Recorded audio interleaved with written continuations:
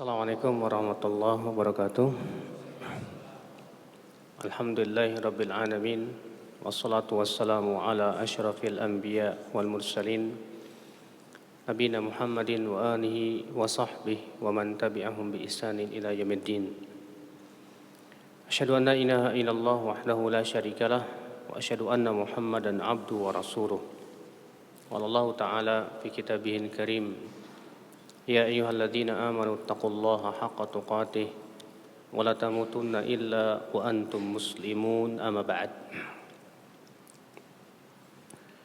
Bapak dan Ibu sekalian, alhamdulillah kita bersyukur atas nikmat yang Allah berikan kepada kita, atas karunia yang Allah berikan kepada kita. Dan pada pagi hari ini kita akan membahas sebuah buku yang berjudul Renungan Takbir. Merenungi ucapan Allahu Akbar. Karena ucapan ini ucapan yang Masya Allah, ya. Bahwa ucapan Allahu Akbar, Allah yang paling besar, Allah yang maha besar, adalah merupakan ucapan yang sering kita ucapkan di setiap harinya. Setiap harinya kita ucapkan berapa kali takbir, Pak? Dalam 2 rakaat sholat saja, kalau kita hitung, berapa kali takbir kita ucapkan? Allahu Akbar, takbiratul ihram sekali. Kemudian ruku, Allahu Akbar. Sami Allahu liman hamidah. Kemudian mau sujud, Allahu Akbar. Kemudian bangkit dari sujud, Allahu Akbar. Kemudian sujud lagi, Allahu Akbar. Bangkit dari sujud lagi, Allahu Akbar. Kemudian ruku lagi, Allahu Akbar. Kemudian sujud lagi, Allahu Akbar. Kemudian bangkit dari sujud, Allahu Akbar. Kemudian sujud lagi, Allahu Akbar. Kemudian bangkit lagi, Allahu Akbar. 2 rakaat ada 11 kali takbir. Itu 2 rakaat, Pak. Sekarang kalau misalnya kita sholat 5 waktu, berapa rakaat semuanya, Pak? Ada 17 rakaat. Berarti berapa itu semuanya, Pak? Ditambah lagi oleh Bapak dengan sholat sunnah. Untuk sholat sunnah, berapa kali takbir kita? Belum lagi sholat tahajud, belum lagi sholat duha, belum lagi, Masya Allah. Berarti zikir yang paling sering kita ucapkan apa? Allahu Akbar. Allah yang paling besar, Allah yang maha besar. Maka dari itu Bapak dan Ibu sekalian, kalau begitu betapa pentingnya kita untuk mengkaji apa makna daripada takbir Allahu Akbar. Iya. Allahu Akbar yang mempunyai makna semua sudah tahu. Bahwa Allahu Akbar maknanya adalah Allah yang paling besar, Allah yang maha besar. Iya. Coba Bapak sekalian, kita renungi sejenak tentang bagaimana kebesaran Allah Subhanahu wa taala.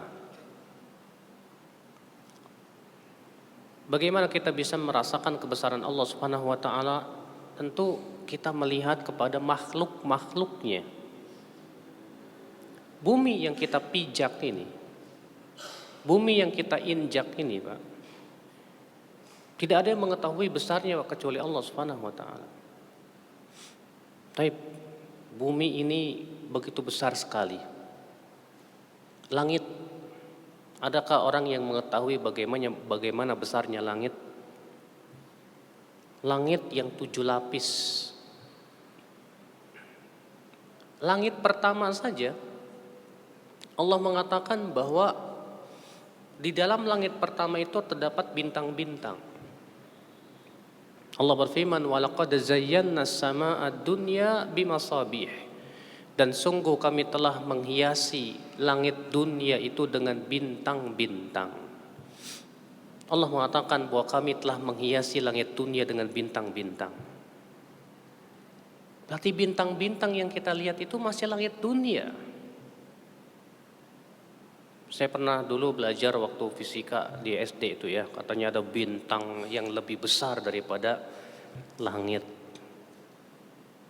Kalau ternyata bintang-bintang yang begitu banyak, ribuan bahkan jutaan, ternyata itu masih di langit dunia. Bagaimana dengan langit kedua, ketiga, keempat, kelima, keenam, ketujuh? Masya Allah, sangat besar langit ini Pak. Luar biasa besar langit itu. Ternyata Pak, 7 langit dan 7 bumi, kata Rasulullah, dibandingkan dengan kursi Allah, dibandingkan dengan apa? Kursi Allah itu seperti cincin dibandingkan dengan tanah lapang. Luar biasa. 7 langit dan 7 bumi saja kita tidak bisa untuk memikirkan bagaimana besarnya Pak. Ternyata dibandingkan dengan kursi Allah itu seperti apa? Cincin dibandingkan dengan tanah lapang. Bapak ambil cincin, Bapak lemparkan di tanah lapang, kecil sekali. Makanya kan Allah berfirman apa? Wasi'a kursiyyuhus samawati wal ard. Kursi Allah meluasi langit dan bumi. Kursi Allah meluasi langit dan bumi, Masya Allah. Sekarang Pak, kursi Allah luar biasa besar. Ternyata kata Rasulullah, kursi Allah dibandingkan dengan arasnya seperti cincin dibandingkan dengan padang pasir. Bisa memikirkan besarnya aras Allah? Berarti kalau langit dan bumi dibandingkan dengan arasnya bagaikan debu Pak. Kecil sekali. Makanya makhluk yang Allah ciptakan yang paling besar itu apa? Arash. Arsyur Rahman. Luar biasa. Dan ternyata arash, kata Rasulullah SAW, dipikul oleh para malaikat. Iya. Dan Rasulullah SAW ketika mengabarkan tentang malaikat pemikul arash, bagaimana besarnya? Kata Rasulullah SAW, udhinali an uhaddithakum an malakin min hamalatil arash. Aku diizinkan oleh Allah untuk menceritakan kepada kalian tentang salah seorang malaikat daripada pemikul arash. Malaikat pemikul arash. Bagaimana besarnya? Ma baina syahmati udhunaihi ila atiqihi masiratu 700 am. Ternyata jarak antara daging telinganya ini Pak sampai ke pundaknya itu 700 tahun perjalanan. Subhanallah. Di antara malaikat pemikul arash itu Pak, ada yang berbentuk ayam jago Pak. Dalam riwayat yang lain Rasulullah bersabda, udhinali an uhadditsakum an dikin. Aku diizinkan oleh Allah Subhanahu wa taala untuk menceritakan tentang ayam jago. Qad maraqat rijlahul arda, kakinya itu menembus bumi. Wa ra'suhu munthanin tahtan arash, dan kepalanya merunduk di bawah arash. Bapak tahu tidak Pak, jarak antara bumi sampai ke arash itu berapa tahun? Hah? Ada yang tahu? Banyak ulama mengatakan ketika menafsirkan ta'rujul malaikatu warruhu ilaihi fi yaumin kana miqdaru 50 alfasanah. Para malaikat dan roh naik dalam satu hari yang lamanya 50.000 tahun. Kata Ibnu Abbas, maksudnya, banyak ulama tafsir yang mengatakan maksudnya itu jarak antara bumi dengan arash. Jarak antara bumi dengan arash itu 50.000 tahun perjalanan Pak. 50.000 tahun perjalanan. Ternyata ayam ini, kata Rasulullah SAW, kakinya itu menembus bumi. kepalanya merunduk di bawah arasy. Besar tidak, Pak? Ini ayam terbesar di dunia, Pak. Iya. Tapi apa yang diucapkan oleh si ayam ini? Apa kata ayam ini, Pak? Lalu ayam ini berkata, kata Rasulullah, Subhanaka ma'a'zamaka ya Rabb. Maha suci engkau ya Allah, betapa besarnya dirimu.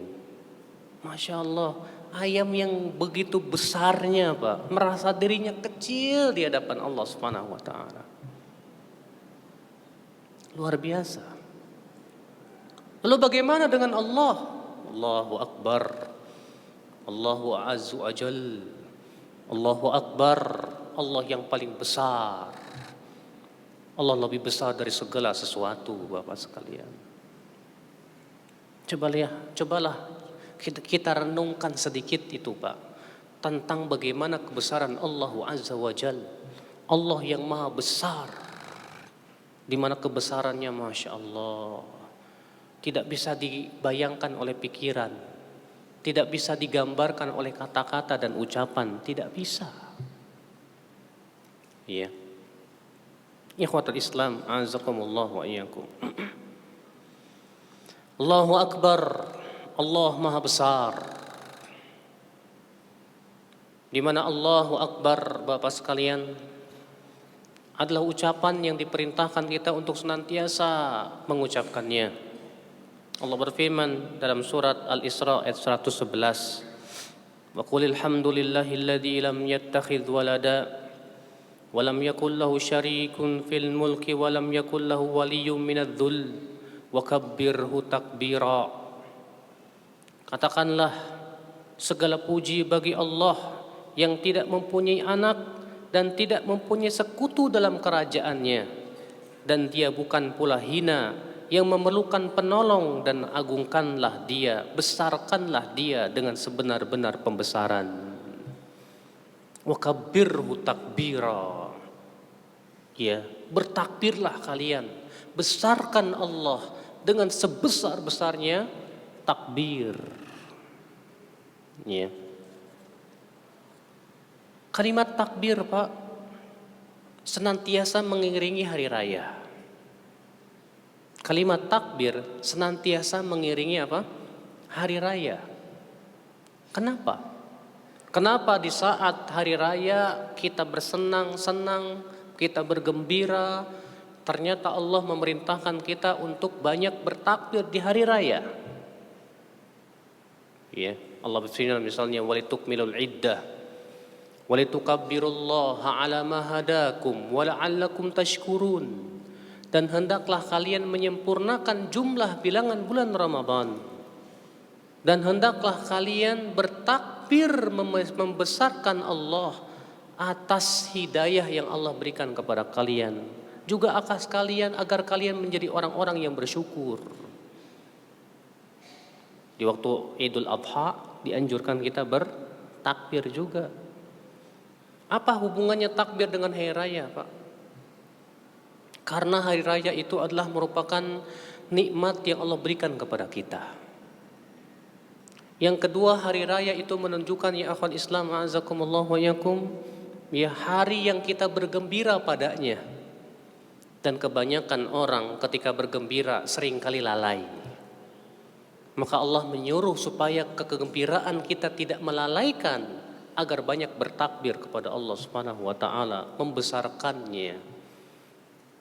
Sehingga ketika kita membesarkan Allah, maka sekali-kali kita tidak akan dilalaikan dengan kesenangan dan kegembiraan tersebut.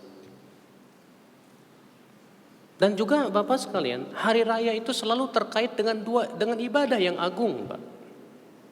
Hari raya Idul Fitri terkait dengan ibadah apa? Ramadan. Hari raya Idul Adha terkait dengan ibadah apa? Berkurban. Bukankah itu nikmat yang sangat besar? Naam. Bagi seorang mukmin, kita bisa berpuasa Ramadan nikmat yang paling besar. Bagi seorang mukmin, ketika ia bisa untuk menyembelih hewan kurban, beribadah kepada Allah, itu nikmat yang paling besar, Pak. Maka sangat sepadan sekali kita ucapkan Allahu Akbar. Allah yang paling besar atas kenikmatan-kenikmatan yang Allah berikan kepada kita. Karena kebesaran Allah itulah Pak yang menunjukkan akan apa yang memberikan kepada kita nikmat-nikmatnya yang sangat besar. Ya akhal Islam, azakumullah wa iyyakum.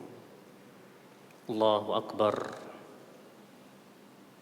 Ikhwatul Islam, azakumullah wa iyyakum. Syekhul Islam Ibn Taimiyah berkata, oleh karena itulah di halaman 15 ya, syiar-syiar salat, azan, hari raya dan tempat-tempat tinggi adalah takbir.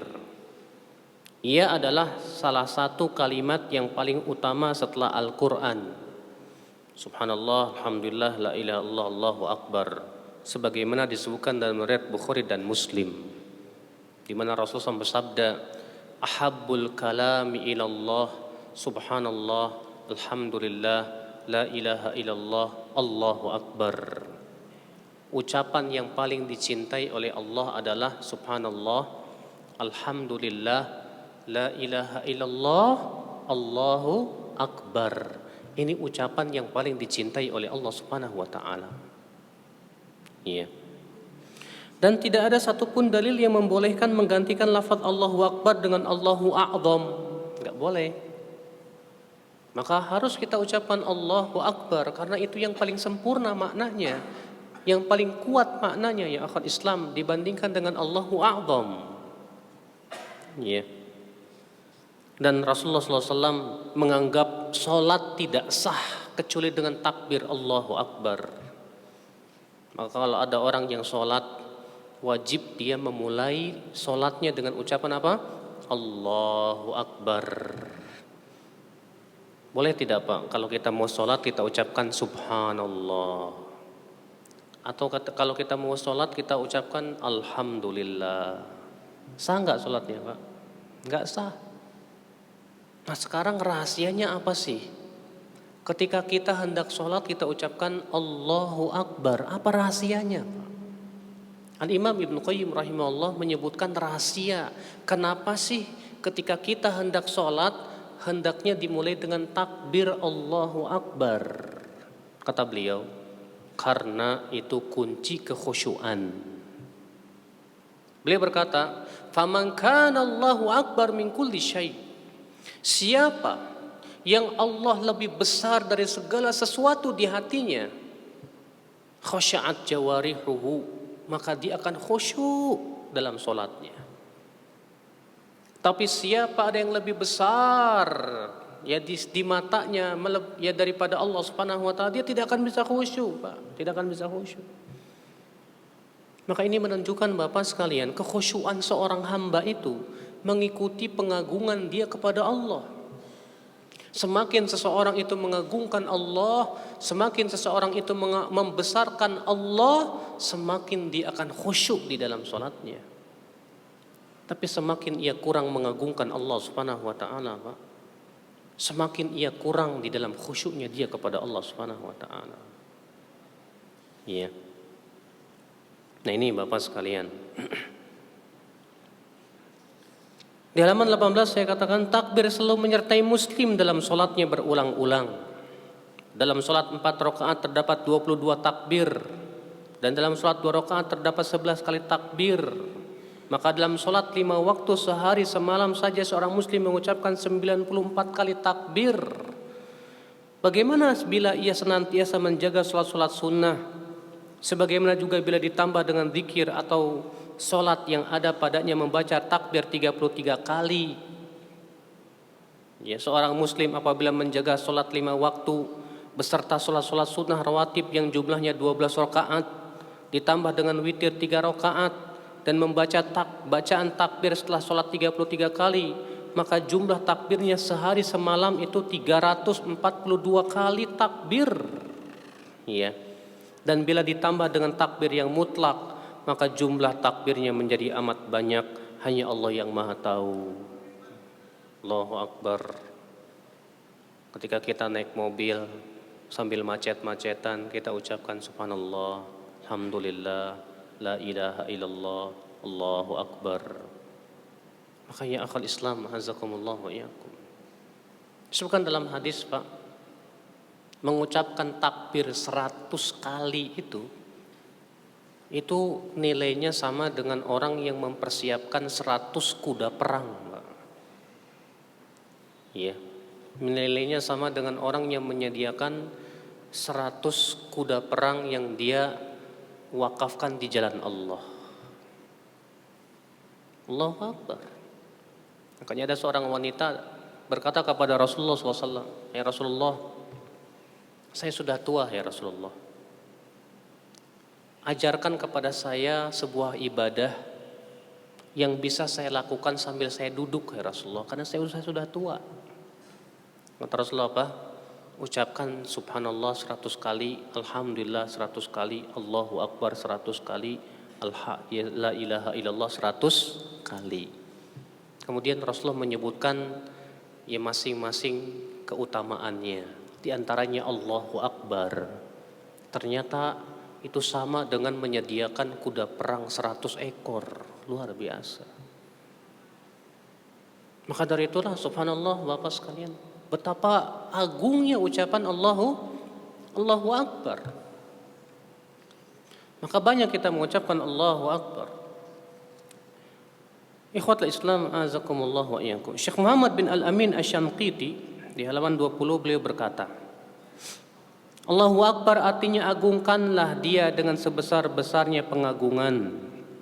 Dan pengagungan Allah tampak dalam kekuatan menjaga perintahnya dan menjauhi larangannya dan bersegera kepada apa yang mendatangkan keridhaannya.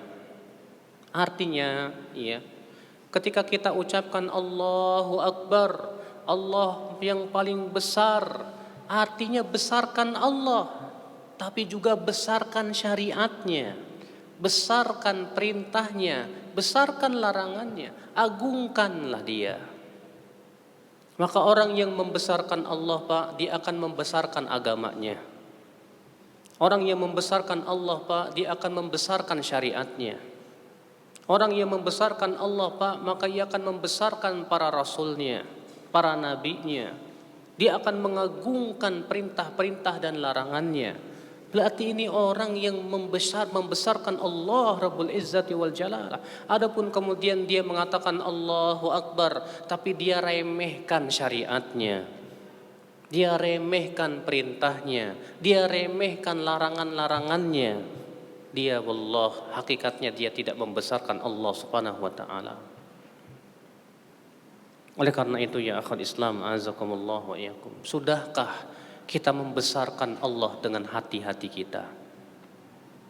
Sudahkah kita membesarkan Allah dengan melaksanakan perintah-perintah dan menjauhi larangannya? Allah, betapa pentingnya Pak merealisasikan ucapan Allahu Akbar dalam kehidupan kita Bapak sekalian. Iya. Ini semua mengisyaratkan kata beliau bahwa agama ini seluruhnya adalah perincian dari kalimat Allahu Akbar. Oleh karena itu seorang muslim yang melaksanakan ketaatan dan ibadah merupakan perealisasian dari takbir dan pengagungan kepada Allah Subhanahu wa taala. Orang yang mengagungkan Allah, dia akan mengagungkan syariatnya. Ketika dia sholat, Masya Allah, saya agungkan sholat. Bagaimana orang yang mengagungkan sholat? Dia berusaha jaga sholatnya Pak. Ketika datang bulan Ramadan, dia agungkan bulan Ramadan. Maka ia berusaha untuk berpuasa semaksimal mungkin dan sebaik-baiknya puasa. Dia pun agungkan Al-Quran. Dia tidak ridho Al-Quran disimpan di bawah. Terkadang ada orang Pak, kurang pengagungannya kepada Allah. Akhirnya kurang pengagungannya terhadap Al-Quranul Karim. Al-Quran terkadang diletakkan di bawah sembarangan begitu. Tidak layak. Orang yang mengagungkan Allah, dia harus mengagungkan firman-firmannya. Mengagungkan firman-Nya tiada lain dia diantaranya dengan membacanya, dengan mengkajinya, dan diantaranya menghormati mushaf Al-Quranul Karim. Jangan sampai Al-Quran itu dihinakan Bapak sekalian. Ya. Ikhwatul Islam azakumullah wa iyyakum. Syekh Abdul Razak berkata di halaman 21, takbir adalah mengagungkan Rabb Tabaraka wa Ta'ala dan membesarkannya, dan meyakini bahwa tidak ada yang lebih besar dan lebih agung dari Allah. Semua yang besar menjadi kecil di hadapan Allah. Para diktator menjadi hina, wajah-wajah akan tertunduk kepadanya, dan segala sesuatu menjadi rendah di hadapannya. Naam. Allah Subhanahu wa taala yang paling besar, Pak. Sebesar apapun Anda kedudukannya, tidak ada apa-apanya di mata Allah Subhanahu wa taala. Maka buat apa kita kemudian bersombong dengan apa? Ya, kedudukan kita yang tinggi. Anda sebagai apa? Presiden? Di hari kiamat apakah kedudukan Anda akan bermanfaat? Tidak. Apa kedudukan Anda? Jenderal? Wallah, yang memberikan kedudukan itu Allah. Dan kelak Allah akan memberikan pertanyaan, peminta pertanggungjawaban terhadap kedudukan tersebut. Buat apa kita sombongkan Bapak sekalian kedudukan yang Allah berikan kepada kita? Iya. Bahkan disebutkan dalam hadis yang sahih, pada hari kiamat orang-orang yang sombong itu dikumpulkan, mereka sebesar semut-semut yang kecil yang diinjak-injak oleh manusia. Orang-orang yang sombong itu, kata Rasulullah SAW, pada hari kiamat di padang mahsyar akan dikumpulkan oleh Allah Subhanahu wa taala sebesar semut kecil. Subhanallah. Al jaza' min jinsil amal. Yang namanya balasan sesuai dengan jenis amal. Ya. Ketika mereka, ya akhwal Islam, merasa dirinya besar di dunia, merasa dirinya sombong dengan kedudukannya, ternyata di hari kiamat Allah jadikan kecil, diinjak-injak oleh manusia. Nasallallahu as-salamata wal afiyah. Ya akhwal Islam, azakumullah wa iyyakum. Makanya orang-orang yang sombong itu, Pak, dia tidak membesarkan Allah, Pak. Orang-orang yang sombong itu tidak mungkin mereka itu mengagungkan Allah Subhanahu wa taala, tidak. Iya, iblis sombong. Apakah iblis mengagungkan Allah, membesarkan Allah? Tidak. Bahkan iblis meremehkan perintah-perintah Allah Subhanahu wa taala, ya akhwal Islam. Iya. Oleh karena itulah, ya akhwal Islam, azakumullah wa iyyakum. Ya, inilah makna takbir. Al-Imam Al-Azhari dalam kitabnya Tahdzib Al-Lughah menyebutkan dua makna Allahu Akbar. Makna pertama adalah Allah besar, dan makna kedua adalah Allah yang paling besar dari semua yang besar. Ya. Dan yang benar dari dua pendapat tersebut adalah yang kedua, bahwa Allahu Akbar itu artinya Allah yang paling besar dibandingkan seluruh yang besar. Ya. Syekhul Islam Taimiyah berkata, makna takbir adalah Allah paling besar dari semua yang besar bagi seorang hamba. Sebagaimana Nabi bersabda kepada Adi bin Hatim, "Wahai Adi, apa yang membuatmu lari? Apakah kamu lari dari ucapan la ilaha illallah? Apakah kamu mengetahui ada ilah yang berhak disembah selain Allah? Apakah kamu lari dari ucapan Allahu Akbar? Adakah sesuatu yang lebih besar dari Allah Subhanahu wa taala? Adakah yang lebih besar dari Allah Subhanahu wa taala, ya akhwal Islam, azakumullah wa iyyakum?" Maka hadis ini Bapak sekalian menunjukkan bahwasanya Allah yang paling besar, tidak ada yang lebih besar dari Allah Subhanahu wa taala. Akhul iman, azakumullah wa iyyakum. Maka inilah Bapak sekalian makna dan renungan tentang takbir. Coba deh Pak, ya. Kalau kita renungi betul-betul tentang Allahu Akbar, Allah yang paling besar. Saya yakin Pak, kalau hati kita membesarkan Allah, berat rasanya untuk memaksiati Allah Subhanahu wa taala. Kenapa? Kalau Allah Maha besar berarti adabnya besar dan keras juga loh Pak.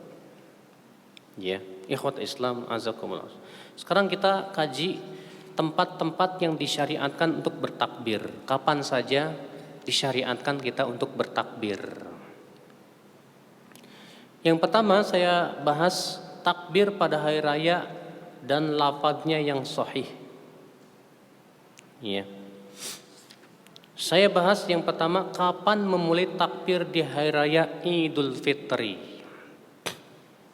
Di hari raya Idul Fitri itu Pak, kapan disyariatkan memulai takbir? Para ulama berbeda pendapat. Kapan dimulai takbir pada hari raya Idul Fitri? Sebagian ulama berpendapat bahwa takbir dimulai dari sempurnanya jumlah bulan Ramadan, baik dengan melihat hilal atau menyempurnakan jumlah bulan. Ya, sampai imam keluar menuju sholat, dan inilah pendapat Imam Syafi'i. Jadi menurut Imam Syafi'i Pak, takbir itu dimulai dari apa? Semenjak maghrib malam Idul Fitr. Semenjak malam Idul Fitr, ya, ketika bulan Ramadan sudah selesai, maka di waktu itu disyariatkan memulai takbir.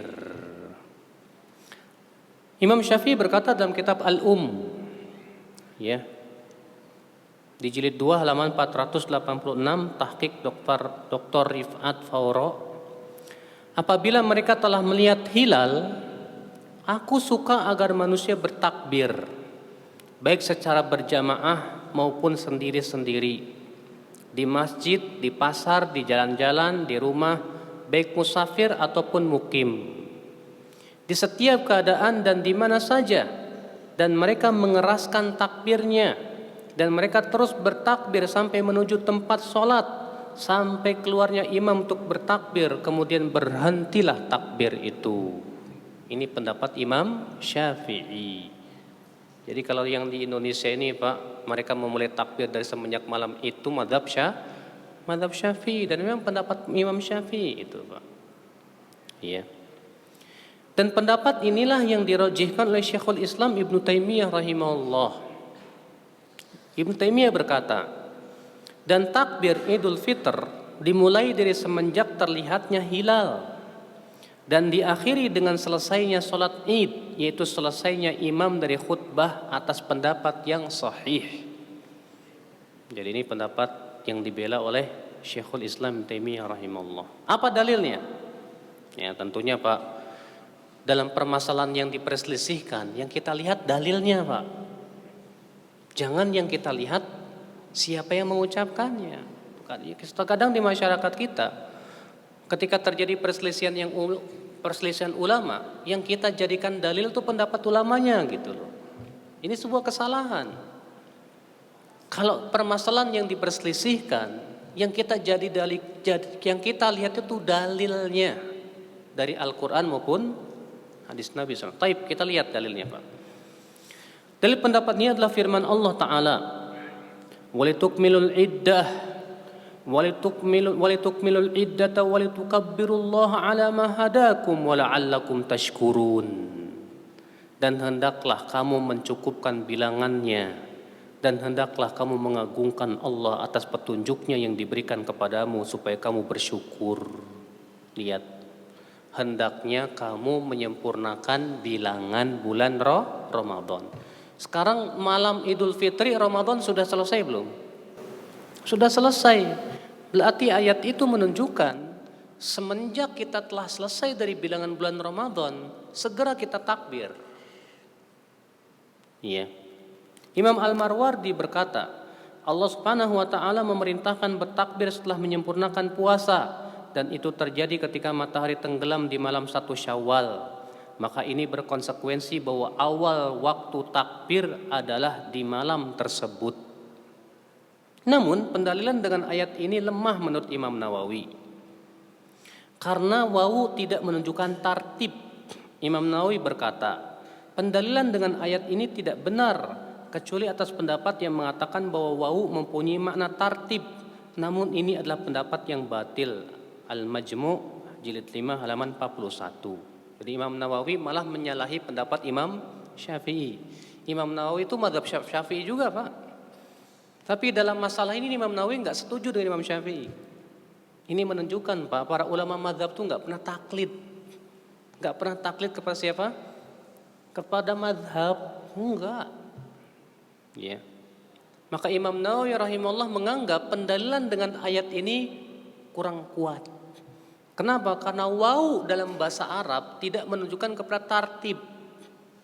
Karena Allah mengatakan di situ apa? Walitukmilul iddah, walitukabirullah, pakai waw. Walitukmilul iddah, dan hendaklah kamu menyempurnakan bilangan. Walitukabirullah, dan hendaklah kamu bertakbir. Tidak menunjukkan, kata Imam Nawawi, itu tartib. Ya, harus tartib. Namun Pak, wallahu alam, menurut saya yang lemah ini, bahwa di situ mau tidak mau harus dibawa kepada tartib. Wow, di situ mau tidak mau harus dibawa kepada tartib. Kenapa? Sebab kalau dikatakan tidak menunjukkan tertib, tertib itu kan ini dulu baru ini. Itu namanya tertib, Pak. Ya, setelah A baru B, setelah B baru C, setelah C baru D. Itu namanya tertib. Itu loh, Pak. Sebab kalau misalnya dikatakan bahwa wow di sini tidak menunjukkan tertib, betul memang secara bahasa Arab, tapi secara praktek, apakah boleh takbir sebelum hari raya? Misalnya 2 hari sebelum Id udah takbiran, boleh? Enggak ada satupun ulama mengatakan disyariatkan. Ya tidak? Iya. Makanya ikhtilaf para ulama tentang takbir itu antara 2 saja. Tempat takbir ketika Idul Fitr ada 2 pendapat saja. Yang pertama di malam Id, yang kedua dari semenjak subuh sampai apa? Dan itu kan setelah apa? Setelah Ramadan, ya enggak, Pak? Sehingga mau tidak mau dibawa kepada tartib. Harus. Ya. Dan yang kalau kita perhatikan daripada perbuatan salafus saleh, tidak ada satupun salafus saleh yang mendahulukan takbir baru Ramadan. Enggak ada. Makanya dari itulah ya akhwat Islam azakumullah wa iyyakum, ya. Memang betul wau tidak menunjukkan kepada tartib, tapi secara praktek di dalam ayat ini walitukmilul iddah walitukabbirullah itu pasti tartib. Pasti mau tidak mau tartib, Bapak sekalian. Iya. Ikhwat Islam azakumullah wa iyyakum. Ini dia, Pak. Makanya dari sisi sinilah Syekhul Islam Ibnu Taimiyah lebih menguatkan pendapat siapa? Imam Syafi'i. Ya. Kenapa? Karena wau walaupun tidak menunjukkan kepada tartib secara bahasa Arab, tapi secara praktek harus tartib. Ya. Sementara Imam Malik, Imam Ahmad, Al-Auza'i dan Ishaq berpendapat bahwa takbir Idul Fitri dimulai dari pagi hari Idul Fitri. Dimulai dari kapan? Pagi hari Idul Fitri. Mereka berhujah dengan hadis Ibnu Umar. Perhatikan ini ya. Beliau berkata, sesungguhnya Rasulullah SAW keluar di 2 Id bersama Fadl bin Abbas, Abdullah bin Abbas, Al-Abbas bin Abdul Muttalib, Ali, Ja'far, Al-Hasan dan Husain, Usamah bin Zaid, Zaid bin Harithah, dan Aiman bin Ummu Aiman, dengan mengeraskan suara mengucapkan tahlil dan takbir. Beliau mengambil jalan dari Al-Haddadin hingga sampai lapangan tempat sholat. Apabila telah selesai, ya beliau kembali dari jalan Al-Hadain sehingga sampai rumahnya. Diriwayatkan oleh Ibnu Khuzaimah. Di situ disebutkan bahwa ya Rasulullah SAW dan para sahabatnya memulai takbir itu semenjak keluar dari rumah. Ya. Dan ini pendapat Imam Ahmad, Imam Malik. Ya. Jadi menurut pendapat Imam Ahmad dan Imam Malik, takbir Idul Fitri itu kapan dimulai, Pak? Hah?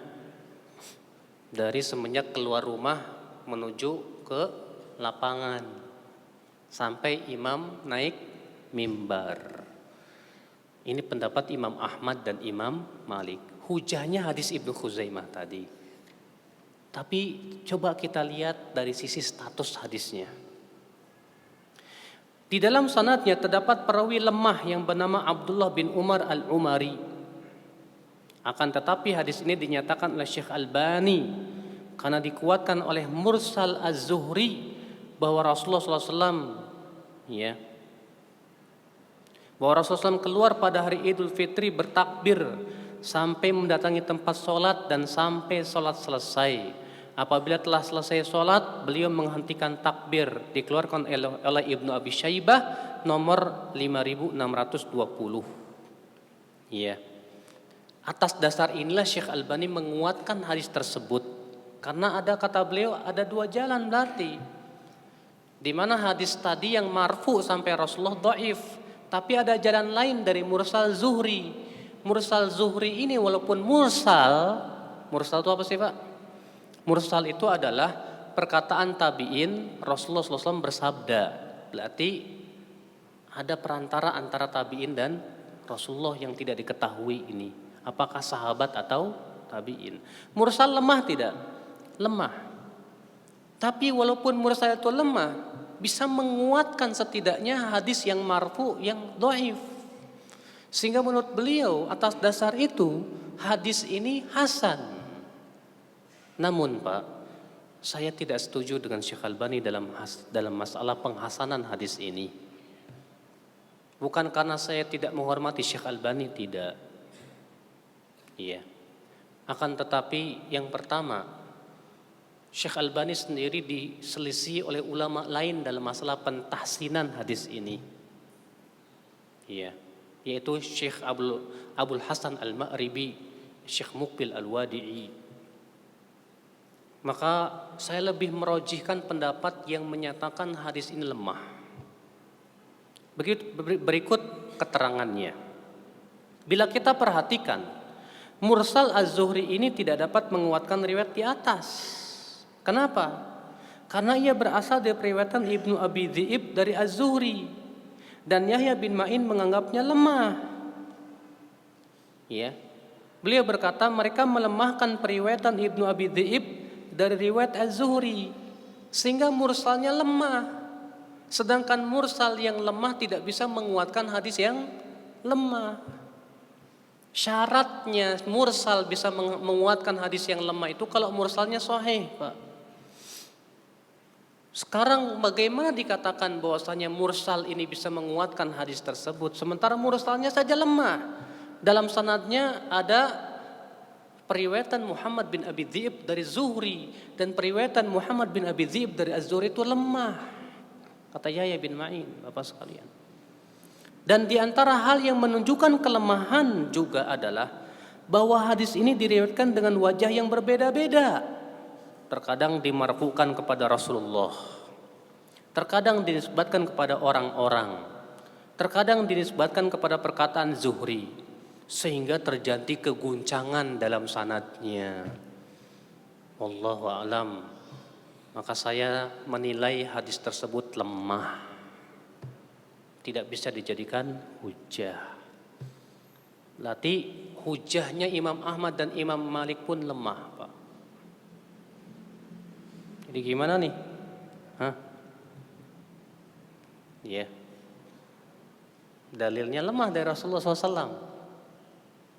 Jadi dalil pendapatnya juga lemah, tidak bisa dijadikan hujah. Namun bila kita melihat dari praktek salafus soleh dalam riwayat-riwayat yang sahih, hal itu menunjukkan bahwa mereka memulai takbir dari semenjak keluar rumah sampai selesai sholat seperti asar Ibnu Umar. Dan ini yang penulis condong kepadanya. Kenapa? Karena melihat dari asar-asar para sahabat seperti Ibnu Umar dan beberapa asar lain dari tabi'in. Namun kita pun tidak menganggap sesat orang yang melakukan takbir di malam hari. Karena apa? Karena tidak ada nas yang sahih. Nggak ada nas masalahnya, Pak. Maka orang yang mengatakan itu yang takbiran di malam hari salah itu, ajib. Nah dulu untuk menyalahkan ulama itu nggak mudah loh, Pak. Kamu alasannya apa? Karena ada hadisnya. Hadisnya mana? Hadis Ibnu Khuzaimah bahwa Rasulullah dan para sahabatnya mulai takbir dari semenjak keluar rumah. Itu hadis dhaif. Tidak bisa dijadikan hujah. Ya sudah saya jelaskan tadi penjelasannya akan kedhaifan hadis tersebut. Jadi kalau misalnya dalil Anda lemah juga, nggak bisa menyalahkan yang lain dong. Nah, kadang di masyarakat kita ini Pak, ya, mereka yang takbirannya semenjak keluar sampai menyalahkan yang takbiran di malam hari dan mengatakan bahkan bid'ah. Padahal tidak ada satupun ulama yang membid'ahkannya, Pak. Iya. Siapa pendahulu Anda untuk mengatakan itu bid'ah? Sok mangga, sebutin satu saja. Sementara Imam Ahmad berkata kepada murid-muridnya, jangan kamu berfatwa dalam perkara yang kamu tidak punya salafnya terdahulu. Jangan kamu berfatwa dalam permasalahan yang kamu tidak ada pendahulunya.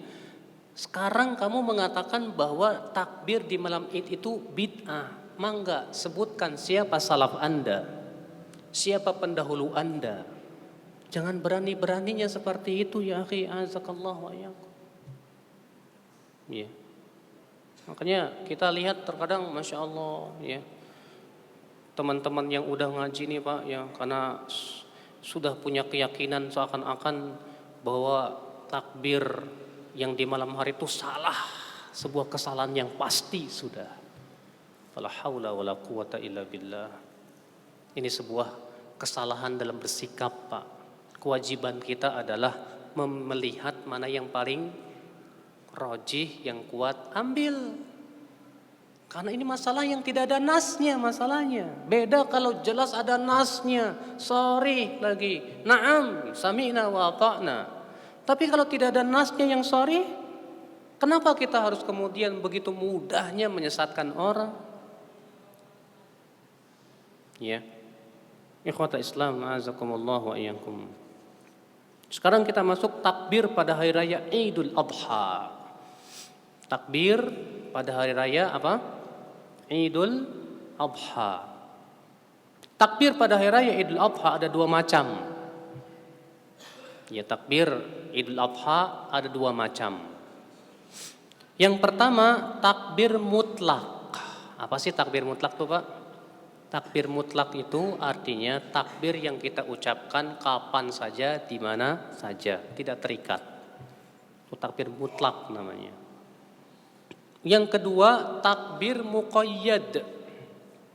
Apa itu? Takbir yang terikat dengan waktu dan tempat. Adapun takbir mutlak maka dimulai dari semenjak awal Dzulhijjah. Ya. Awal Dzulhijjah tanggal berapa Pak? Ya tanggal 1 lah. Ya. Ya, dari semenjak awal Dzulhijjah kita sudah disyariatkan untuk memperbanyak takbir. Kapan saja, di mana saja. Ya. Sampai tanggal 13 Dzulhijjah sore hari. Dasarnya Imam Bukhari berkata dalam sahihnya, wa qala Ibnu Abbasin wadhkurullaha fi ayyami ma'lumat ayyamil ashr wal ayyamul ma'dudat ayyamut tasyrik wa kana Ibnu Umar wa Abu Hurairah yakhrujani ila suqi fi ayyamil ashr yukabbirani wa yukabbirun nasu bitakbirihima. Ibnu Abbas berkata tentang makna firman Allah, dan ingatlah Allah pada hari-hari yang telah diketahui. Maksudnya hari-hari 10 awal bulan Dzulhijjah. Dan hari-hari yang terhitung adalah hari-hari tasyrik. Dan adalah Ibnu Umar dan Abu Hurairah pernah keluar ke pasar pada hari-hari 10 awal. Keduanya bertakbir dan manusia pun bertakbir mengikuti takbir keduanya. Bayangkan sampai-sampai Abu Hurairah dan Ibnu Umar pergi ke pasar. Ngapain Pak? Cuma mau takbir. Akhirnya apa? Orang-orang yang ada di pasar pun semuanya ikut takbir. Jadi pasar ramai dengan takbir. Itu pada 10 awal bulan Dzulhijjah. Bayangkan. Pernah nggak Pak antum pergi ke mall takbiran? Allah. Iya. Ini sunnah sudah hilang Pak. Sunnah yang hilang. Sudah tidak lagi terdengar. Kebanyakan kita yang terdengar itu takbir dari semenjak tanggal 9 ada yang memulainya. Ya, tapi untuk memulai takbir dari tanggal 1 gak kedengeran. Padahal yang sunnah itu banyak bertakbir dari semenjak tanggal 1 Dzulhijjah, memperbanyak takbir, Allahu Akbar, Allahu Akbar, Allahu Akbar, la ilaha illallah, Allahu Akbar. Dan itu disunahkan, dikeraskan Bapak sekalian. Sampai-sampai Ibnu Umar dan Abu Hurairah bertakbir, orang-orang pun ikut bertakbir, sampai-sampai pasar bergetar dengan takbir. Bayangkan, luar biasa ya. Kalau di Indonesia pasar-pasar bergetar dengan takbir, Pak. Yang ada enggak begitu, Pak. Ya. Masya Allah. Ikhwata Islam, azakumullah wa iyyakum. Nah, ini yang disebut dengan takbir apa? Takbir mutlak. Jadi takbir mutlak itu kapan dimulai, Pak? Dimulai dari semenjak awal bulan Dzulhijjah, diakhiri sampai tanggal 13 bulan Dzulhijjah. Ya. Adapun takbir muqayyad, sementara takbir muqayyad adalah takbir setelah sholat 5 waktu yang dimulai dari tanggal 9 Dzulhijjah sampai asar tanggal 13 Dzulhijjah. Jadi setiap kali Bapak selesai sholat 5 waktu langsung takbiran. Allahu Akbar, Allahu Akbar, Allahu Akbar, la ilaha illallah, Allahu Akbar, Allahu Akbar walillahil hamd. Begitu, Pak, ya. Setelah selesai sholat fardu. Iya. Ini adalah pendapat Umar, Ali, Ibnu Abbas, Ibnu Mas'ud, Jabir, Ammar, Az-Zuhri, Makhul, Sufyan Ats-Tsauri, Ahmad bin Hanbal dan Abu Tsaur. Bahkan Ibnu Qudamah Al-Maqdisi dalam Al-Mughni menghikayakan adanya kesepakatan para sahabat atas hal ini. Syekhul Islam berkata, pendapat yang paling benar mengenai takbir Idul Adha yang merupakan pendapat jumhur salaf dan para fuqaha dari kalangan sahabat dan para imam, bertakbir dari fajar hari raya hari Arafah sampai akhir hari tasyrik. Pernah nggak kita amalin, Pak? Jarang juga ya, Pak ya. Iya. Emang zaman sekarang ini banyak banget sunnah yang mati, Pak. Yang mematikan ya kita sendiri gitu loh, Pak. Terkadang kita sendiri yang mengaku saya cinta sunnah kok, cinta sunnah. Pasti suruh takbir habis sholat pada diem aja. Allah. Kalau imamnya nggak takbir ya nggak diem, nggak takbir diem. Ya. Ini fenomena yang tidak bagus, Pak. Terkadang ketika ditanya kamu kok nggak takbir, malu. Aduh, malu, mau takbir aja malu. Ya Allah, ya Rabbi. Ya. Kenapa sih kita harus malu untuk memperlihatkan takbir syiar Islam? Sementara mereka yang nyanyi dangdutan nggak malu-malu kok, Pak. Ya, nggak malu mereka joget-joget begitu. Lalu kenapa kita harus malu untuk mengucapkan takbir Allahu Akbar, Allahu Akbar? Malu, Ustaz, nanti orang-orang pada ngeliatin. Cuekin aja, biar mereka tahu, lihat nih sunnah Nabi Sallallahu Alaihi Wasallam. Ini sunnah Nabi Sallallahu Alaihi Wasallam, sunnah para sahabat. Bahkan ini menjadi ijma dari seluruh madhab. Ya. Al-Hafidz Ibnu Hajar Al-Asqalani berkata, tidak ada satupun hadis yang sahih dari Rasulullah SAW. Yang paling sahih adalah berasal dari sahabat Ali dan Ibnu Mas'ud, yaitu dimulai subuh dari hari Arafah sampai asar akhir hari Mina. Dikeluarkan oleh Ibnu Munzir dan lainnya. Tapi ini kan sudah menjadi kesepakatan sahabat, di mana tidak ada satupun sahabat yang mengingkarinya. Sementara kata Imam Syafi'i rahimahullah, pendapat sahabat yang tidak diselisih oleh sahabat lainnya dan pendapat sahabat ini masyhur di kalangan sahabat, maka itu hujjah. Itu apa? Hujjah. Iya. Masyhur nggak di kalangan sahabat, Pak? Masyhur banget. Sampai-sampai Abu Hurairah, Ibnu Umar pun bertakbir. Ibnu Mas'ud dan para sahabatnya untuk takbir mutlak pun menyatakan begitu. Bahkan imam yang 4 dari imam madhab yang 5, madhab Syafi'i, Hambali, Hanafi, ya demikian pula Maliki, ditambah lagi madhab Zahiri, semua menyatakan sunnah. Tidak ada perselisihan. Iya. Ikhwat Islam, azakumullah wa iyyakum. Nah, sekarang bagaimana lafaz takbir hari raya yang sahih?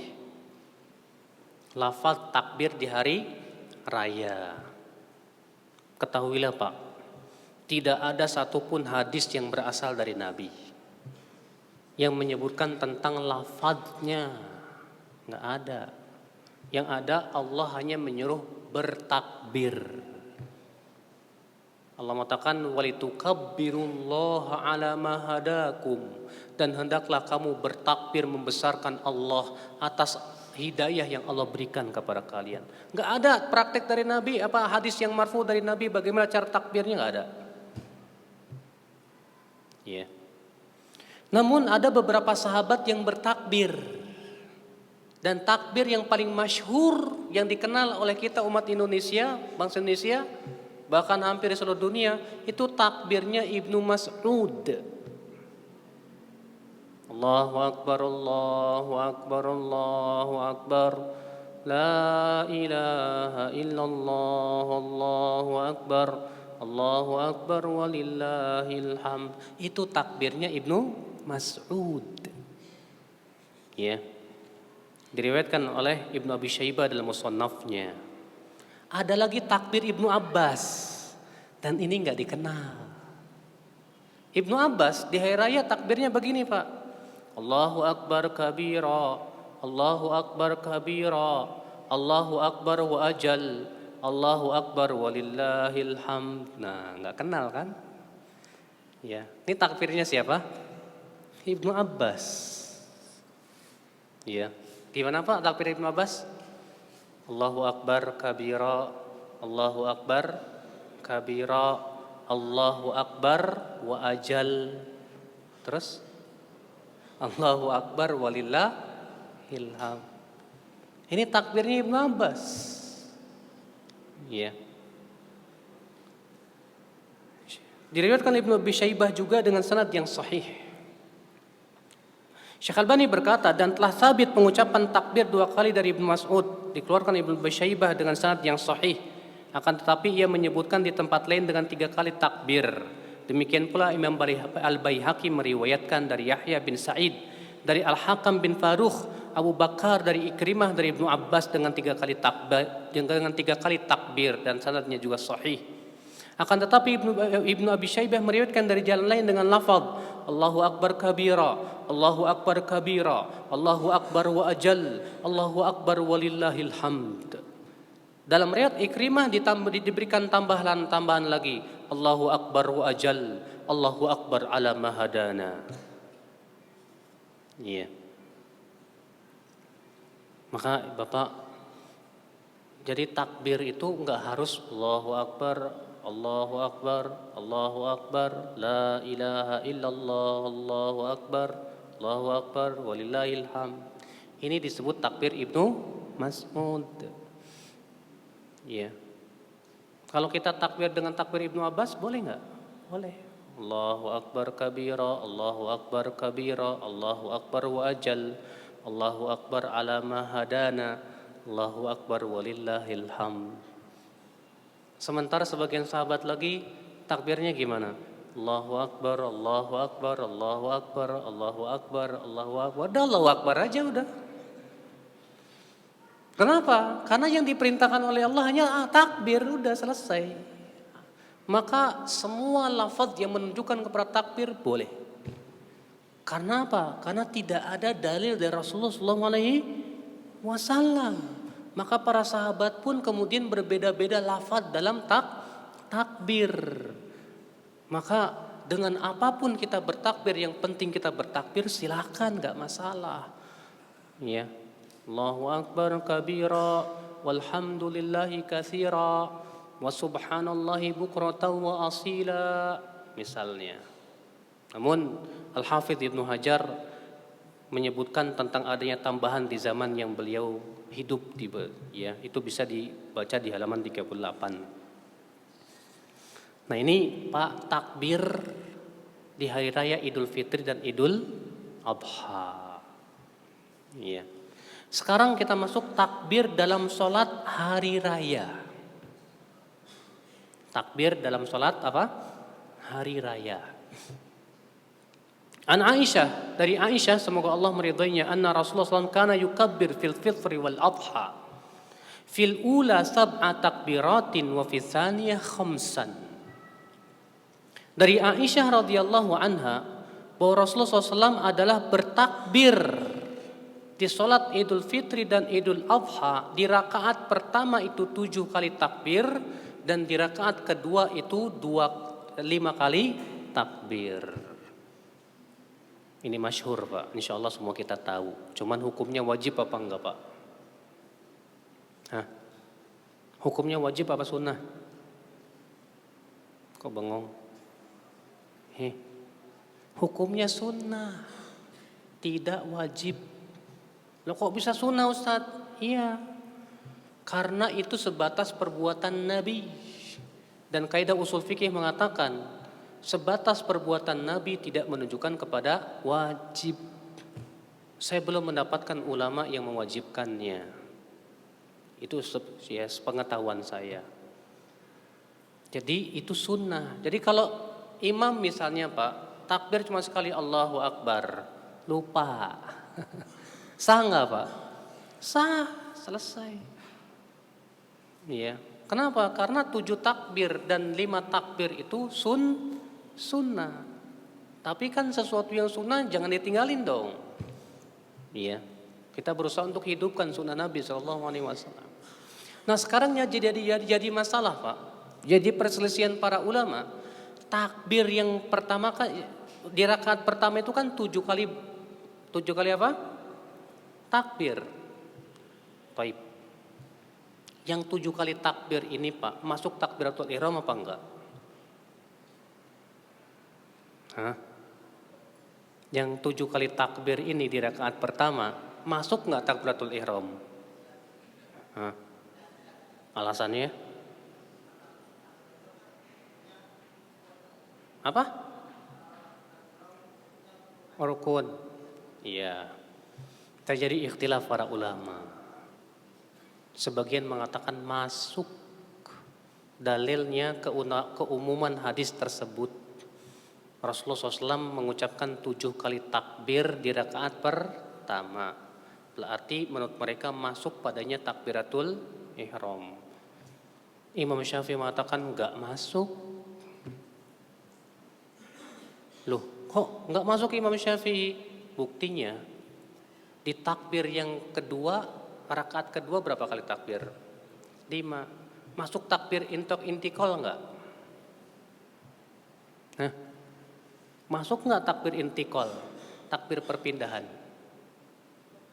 Hah? Ketika antum dari sujud naik ke atas Allahu Akbar, kan takbir. Masuk enggak tuh? Masuk 5 enggak? Enggak. Berarti takbir intikal itu enggak masuk. Alasannya apa? Alasannya karena itu takbir asli dari sholat. Takbiratul ihram juga sama. Itu takbir asli sholat. Jadi apa bedanya kalau begitu? Kalau Anda berkata takbiratul ihram itu masuk, harusnya Anda pun memasukkan takbir intikal juga di situ. Tapi mereka tidak berpendapat demikian. Kalau Anda tidak berpendapat itu, kalau begitu jangan bedakan antara ini dan itu. Toh sama-sama alasannya satu, sama-sama bukan, sama-sama itu asli takbir dalam sholat. Khair. Itu Imam Syafi'i Pak, fakihnya Imam Syafi'i dia. Iya. Dan ini pendapat yang saya condong kepadanya, bahwa takbir yang 7 itu tidak termasuk takbiratul ihram. Wallahu a'lam. Iya. Cuma takbir aja kok diperselisihin sama ulama ya Ustaz ya. Ya, itulah Pak para pemahaman para ulama. Iya. Yang telah memberikan pemahaman yang berbeda-beda. Iya. Cuma kan kewajiban kita kan berlapang dada dalam masalah-masalah yang diperselisihkan seperti ini Pak. Iya. Bukan memaksakan pendapat, salah. Ya, pokoknya kamu harus ngikut pendapat saya, kalau enggak kamu sesat. Waduh, ini yang berat Pak. Ya, ini yang berat. Ya. Pendapat Imam Syafi'i di halaman 40 saya bilang begini. Pendapat Imam Syafi'i ini lebih kuat karena dikuatkan oleh riwayat Amr bin Shu'aib dari ayahnya, dari kakeknya, yaitu Abdullah bin Amr, bahwa Nabi SAW bertakbir 7 kali di rakaat pertama dan 5 kali di rakaat kedua selain takbiratul ihram.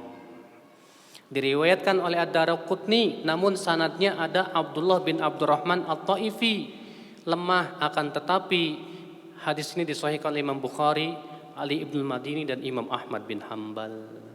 Sehingga wallahu alam bahwa 7 kali takbir itu secara kias masuk. Kalaupun hadis ini lemah, yang Amr bin Shu'aib ini lemah, tapi secara kias kuat, Pak. Secara kias juga kuat. Ya, wallahu alam. Yang ketiga, takbir dalam khutbah hari raya. Apakah disunnahkan? Maksudnya apa? Ketika khutbah, imam khutbah, disunahkan enggak seorang imam itu menyela-nyelai Allahu Akbar, Allahu Akbar, Allahu Akbar. Hadirin yang berbahagia. Ngomong lagi, nanti takbir lagi.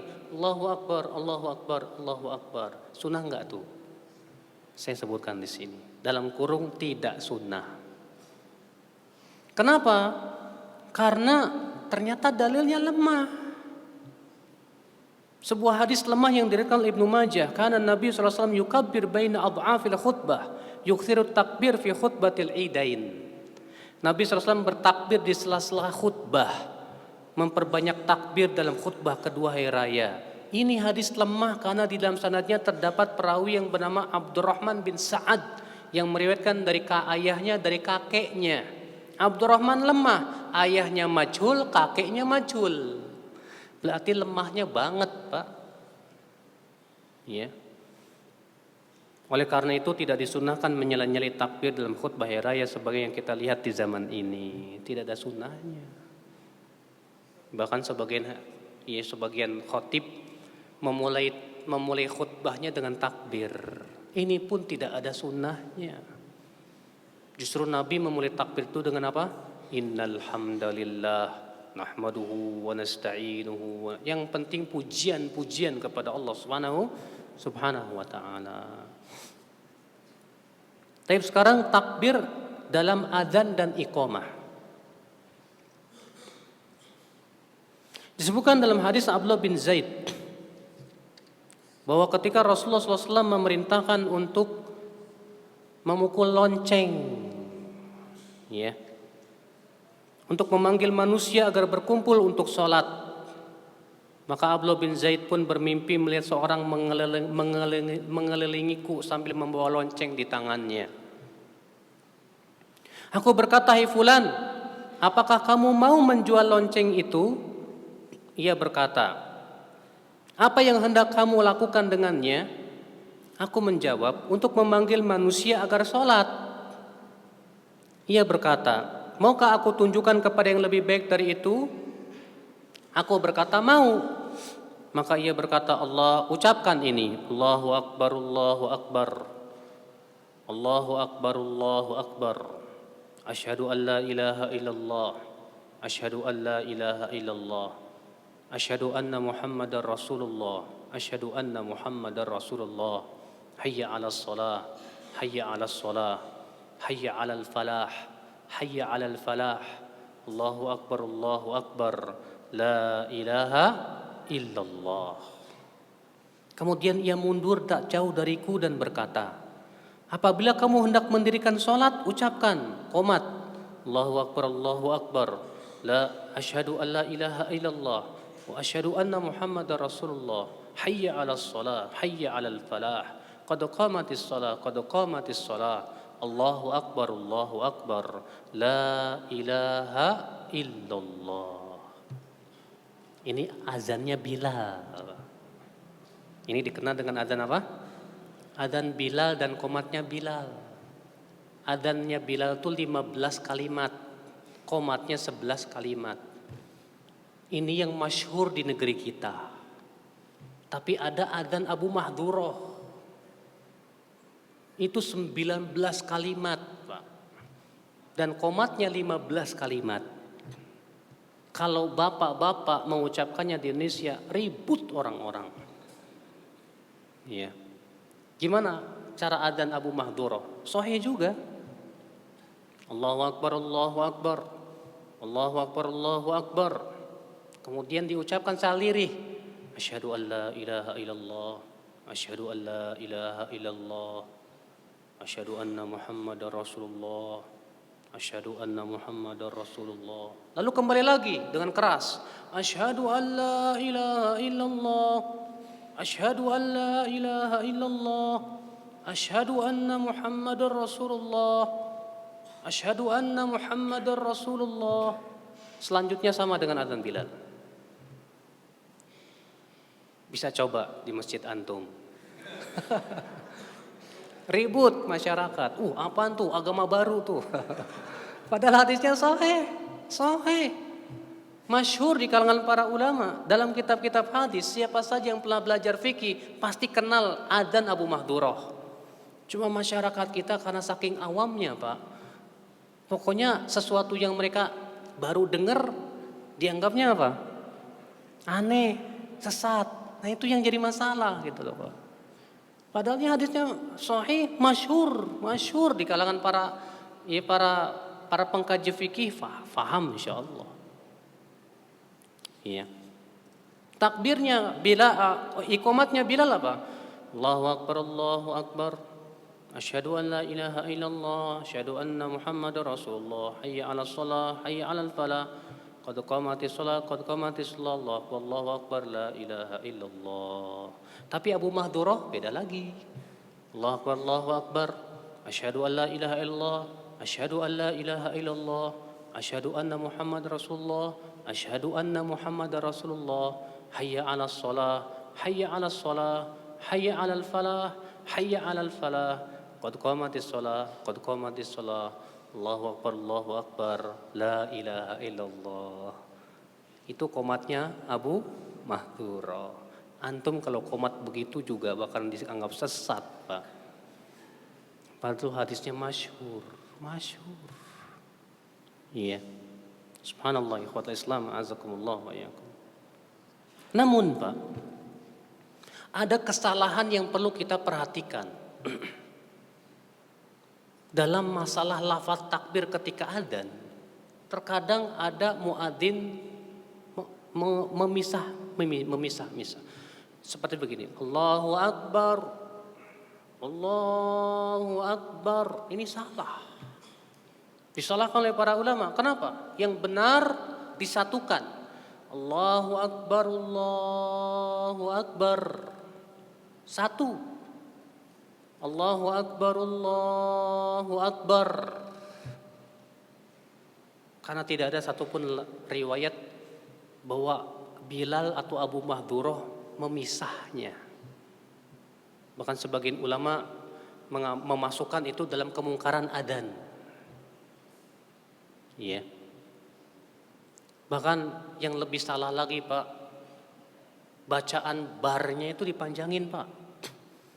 Allahu Akbar, Allahu Akbar. Barnya dipanjangin. Antum tahu nggak, akbar dipanjangin tuh artinya gendang besar. Gendang besar itu bahasa Arabnya apa? Akbar. Nah, kalau Allahu Akbar jadi gimana tuh, Pak? Allah gendang.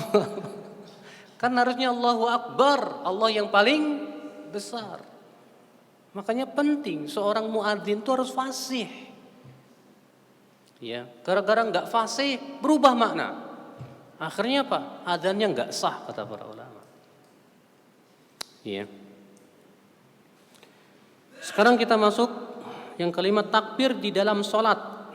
Takbir yang hukumnya rukun. Pembahasan takbir ada beberapa macam. Yang pertama, takbir yang hukumnya rukun. Ini ada hanya satu, yaitu takbiratul ihram saja. Namun, Pak, dalam tata cara mengucapkan takbiratul ihram ada 3 macam. Ya. Pertama, mengangkat tangan berbarengan dengan takbir. Dan ini yang sering dilakukan oleh Nabi. Berdasarkan hadis Abdullah bin Umar, ra'aitu Nabi sallallahu alaihi wasallam iftataha takbir fi shalah farafa'a yadayhi hina yukabbir hatta yaj'alahuma hadwa mankibaih. Ya, rawahul Bukhari. Aku melihat Nabi SAW membuka takbir dalam sholat, maka beliau mengangkat kedua tangannya ketika bertakbir. Kata-kata ketika berarti berbarengan. Allahu Akbar. Yang kedua, mengangkat tangan sebelum bertakbir. Angkat tangan dulu, baru Allahu Akbar. Dasarnya hadis Abdullah bin Umar juga ia berkata, karena Rasulullah SAW idza qama ila shalah rafa'a yadayhi hatta takuna hadwa mankibai thumma kabbar. Adalah Rasulullah SAW apabila berdiri untuk sholat, maka beliau mengangkat kedua tangannya hingga sejajar dengan bahunya, kemudian bertakbir. Jadi pas kita Allahu Akbar begitu. Iya. Kalau ini kan bareng kan, Allahu Akbar. Kalau ini Allahu Akbar. Iya. Yang ketiga, mengangkat tangan setelah takbir. Iya. Mengangkat tangan setelah ditakbir dulu. Allahu Akbar, baru mengangkat tangan. Hadisnya, hadis Malik bin Al-Huwairis, bahwa Abu Qilabah pernah melihat Malik bin Huwairis apabila sholat ia bertakbir kemudian mengangkat kedua tangannya. Apabila hendak ruku ia mengangkat kedua tangannya. Apabila telah mengangkat kepalanya dari ruku ia mengangkat kedua tangannya. Dan ia menceritakan bahwa Rasulullah SAW melakukan demikian. Rasulullah SAW melakukan demikian. B. Takbir yang sunnah, takbir yang wajib, itu takbir untuk perpindahan atau disebutkan dengan takbir intikal. Takbir intikal itu perpindahan dari satu gerakan ke gerakan. Nabi SAW itu Pak, setiap kali berpindah dari satu gerakan selalu dengan bertakbir. Iya. Para ulama berselisih pendapat, apakah takbir intikal itu hukumnya sunnah atau wajib? Sebagian ulama berpendapat bahwa takbir intikal hukumnya sunnah saja. Dasarnya bahwa takbir intikal tidak disebut dalam hadis musi sholatahu. Namun pendapatnya lemah. Justru dalam satu riwayat yang lain, dalam hadis musi sholatahu Rasulullah menyebutkan takbir. Pendapat yang paling kuat Pak, takbir intikal itu wajib. Karena apa? Karena Nabi memerintahkan kepada orang yang gak becus. Dan perintah itu hukumnya wajib. Yang kedua, karena Nabi tidak pernah meninggalkan sekalipun dalam sholatnya. Rasulullah selalu lakukan. Iya. Iya. Kemudian takbir setelah sholat. Takbir setelah sholat. Takbir setelah sholat adalah dianjurkan oleh Nabi SAW. Ya, kata Rasulullah, barang siapa yang bertasbih di belakang setiap salat 33 kali, bertahmid 33 kali, bertakbir 33 kali, maka itu 99. Ia berkata di jumlah ke-100-nya, la ilaha illallah wahdahu la syarikalah, lahul mulku wa lahul hamdu wa huwa ala kulli syai'in qadir, maka akan diampuni dosa-dosanya walaupun sebanyak buih di lautan. Masya Allah Pak. Hanya berapa menit antum ucapan itu? Subhanallah 33 kali. Taib. Alhamdulillah 33 kali. Allahu Akbar 33 kali. Ditutup dengan la ilaha illallah wahdahu la syarikalah, lahul mulku wa lahul hamdu wa kullu syai'in qadir. Berapa menit antum ucapin? Berapa? 8 menit? 4 menit? 5 menit? Masya Allah. Terkadang saya lihat Pak, ada orang zikirnya cepat banget Pak. Tuh gimana tuh ya?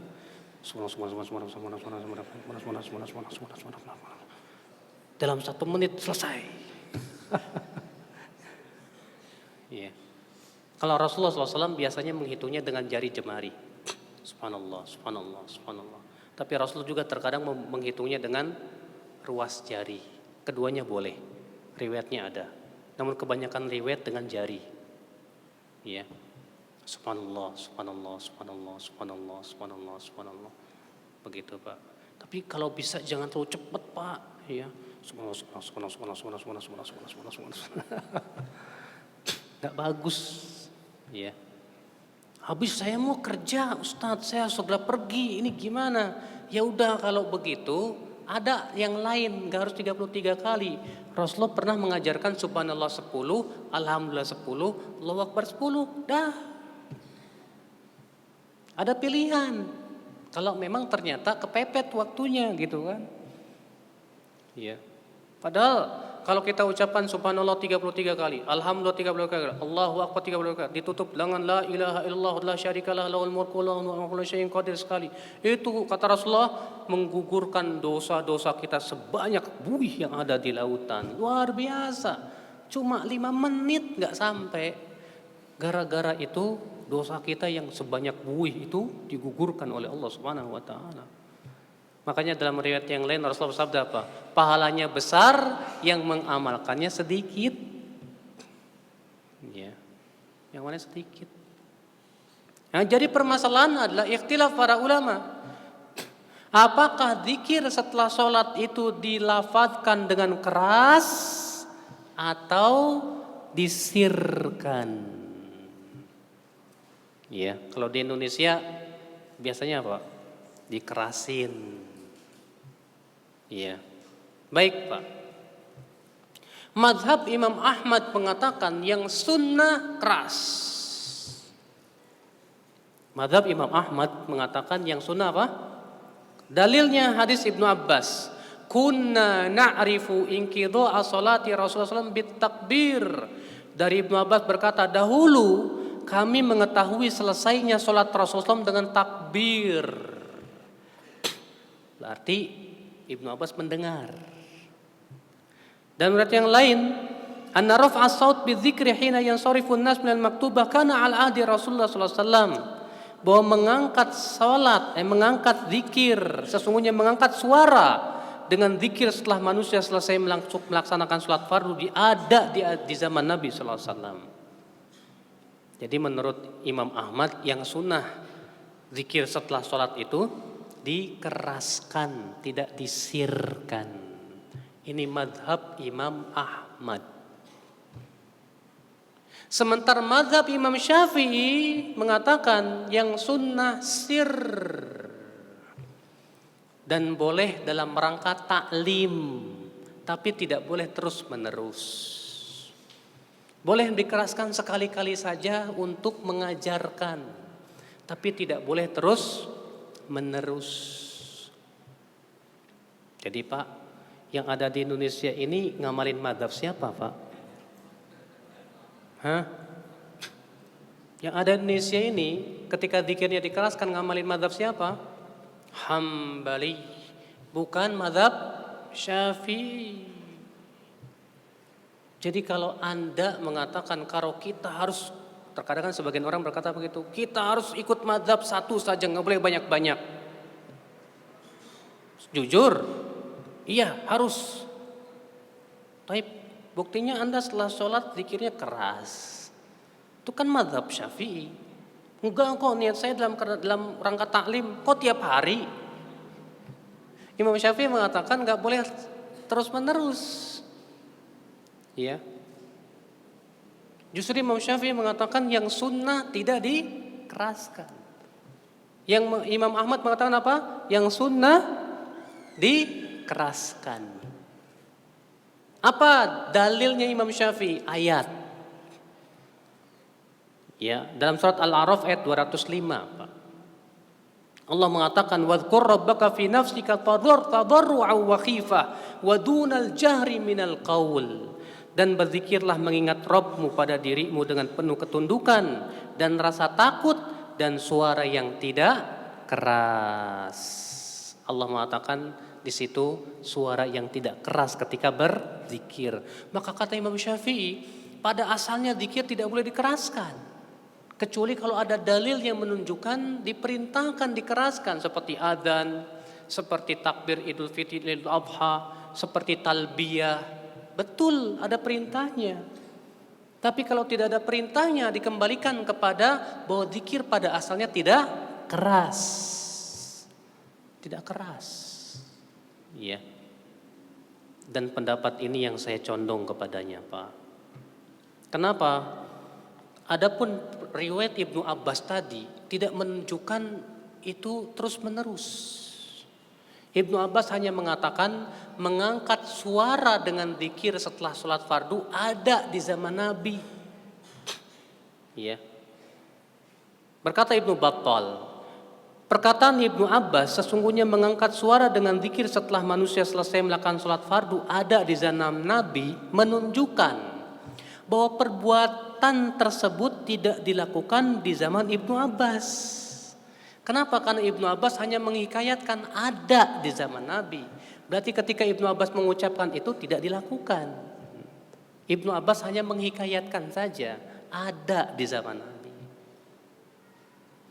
Maka atas pendapat inilah saya lebih condong kepada pendapat Imam Syafi'i bahwa yang sunnah zikir setelah sholat itu tidak perlu dikeraskan.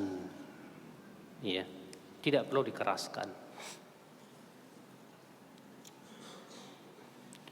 Yang ketujuh, takbir di sholat jenazah. Ketahuilah Pak, kebanyakan sholat jenazah Nabi itu dengan 4 kali takbir. Takbir pertama dengan apa? Baca Al-Fatihah. Takbir yang kedua apa? Salawat. Takbir yang ketiga apa?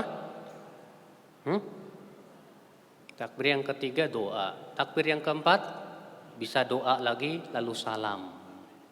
Tapi Nabi pernah takbir sampai 9 kali. Berarti boleh takbir sekali-kali 5 kali takbir, boleh 6 kali takbir, boleh 7 kali takbir, boleh sampai 9 kali takbir, gak masalah. Sekali-kali. Ya. Mungkin kalau antum amalkan di masyarakat, wah teriak. Woi, lupa ente ya gitu. Ya, padahal enggak lupa. Ada hadisnya kok. Itu riwayat Muslim. Ya.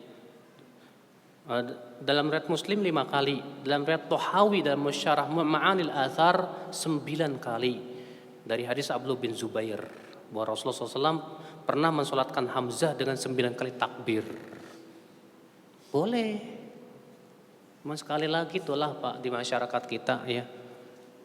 Karena gara-gara enggak tahu sesuatu yang baru diketahui dianggap aneh. Padahal hadisnya jelas ada gitu loh. Iya. Takbir ketika menyembelih hewan. Maka ini disyariatkan, Pak. Yaitu kita ucapkan bismillahi Allahu akbar. Takbir ketika melewati tempat tinggi. Tuh ingat Pak, bapak-bapak ini pasti mau tidak mau pernah melewati tempat tinggi. Naik mobil, ketika nanjak ucapkan Allahu akbar. Turun ucapkan subhanallah. Naik lift juga. Mau naik tingkat berapa? Kelima. Pas mulai naik ucapkan Allahu akbar. Kalau antum turun ucapkan subhanallah. Naik pesawat sama. Ketika mau take off Allahu akbar. Ketika mau turun Allahu akbar. Tapi kita sering lupa. Sering lupa gitu itu Pak. Iya.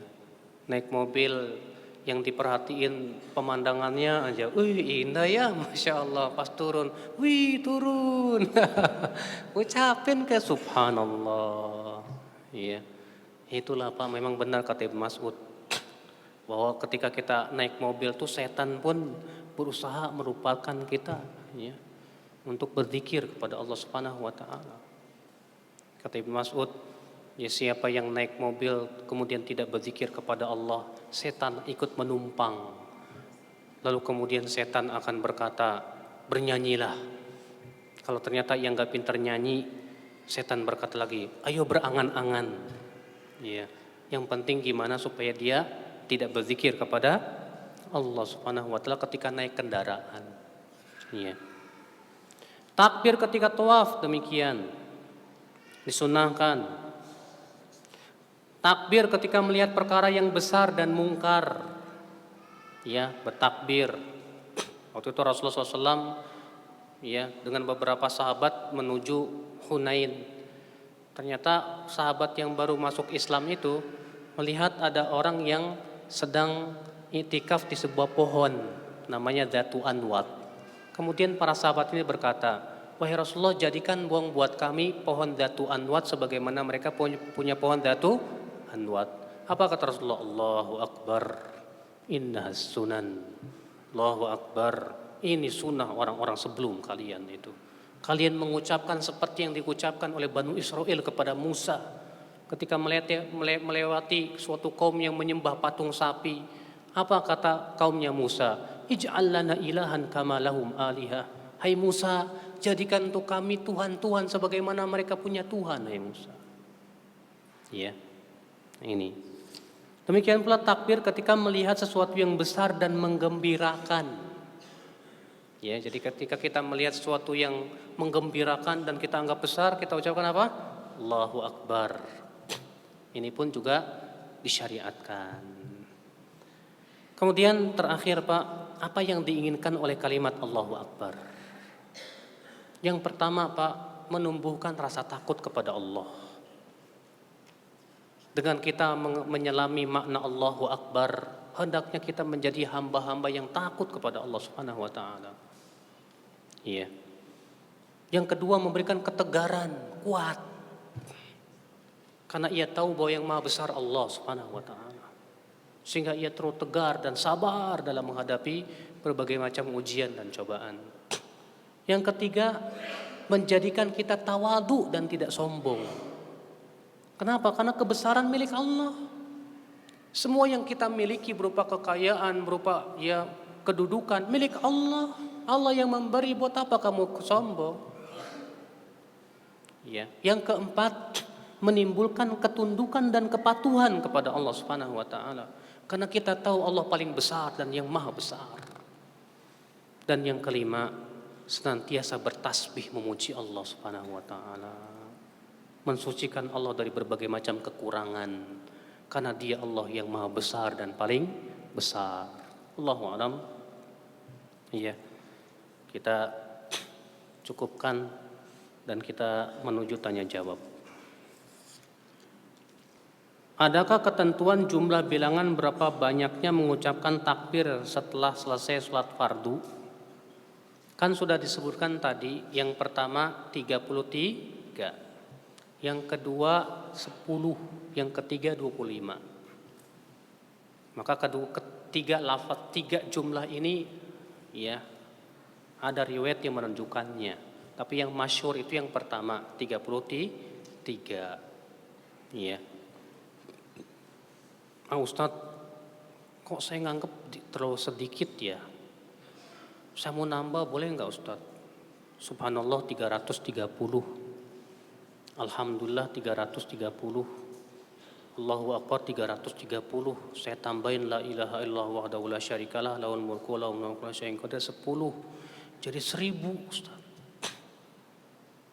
Kan lebih banyak dong. Kita katakan, emang kamu lebih tahu dari Rasul ya? Hah? Rasul aja cuma 33. Dan itu yang Allah pilih untuk hambanya. Kok kamu pengen nambah-nambah gimana sih? Ya, sesuatu yang Rasulullah tidak pernah syariatkan jangan, nggak boleh. Sesuatu jumlah yang telah Rasulullah tentukan jangan dirubah. Ya. Ustaz, saya bekerja di pabrik. Ketika waktu sholat saya tidak mendengar adzan karena masjid agak jauh dari pabrik. Apakah saya boleh sholat di musola pabrik atau tetap sholat jamaah di masjid? Kalau memang jauh masjidnya, mengkhawatirkan juga antum malah melalaikan pekerjaan di pabrik, sholatlah di musola pabrik bersama teman-teman. Itu lebih baik. Ya. Wajibnya kita datang ke masjid itu Pak, kalau terdengar adzan. Sebagian ulama mengatakan bahwa di zaman Nabi nggak ada speaker. Dan azan yang dikumandangkan di masjid pada waktu itu paling kedengaran berapa meter? Nggak sampai 2 kilo, nggak sampai 2 kilo. Maka yang kedengaran itu yang harus datang. Adapun yang nggak kedengaran nggak wajib datang. Ya sekarang speakernya pakai toa, sampai 10 kilo juga kedengaran. Maka yang 10 kilo saya dengar yang apa harus saya datangi, Ustaz? Ya kalau memang itu masyakoh berat, ya nggak datang nggak apa-apa. Tapi kalau memang antum bisa datang juga, masya Allah. Ya. Nah kalau di pabrik kita harus lihat.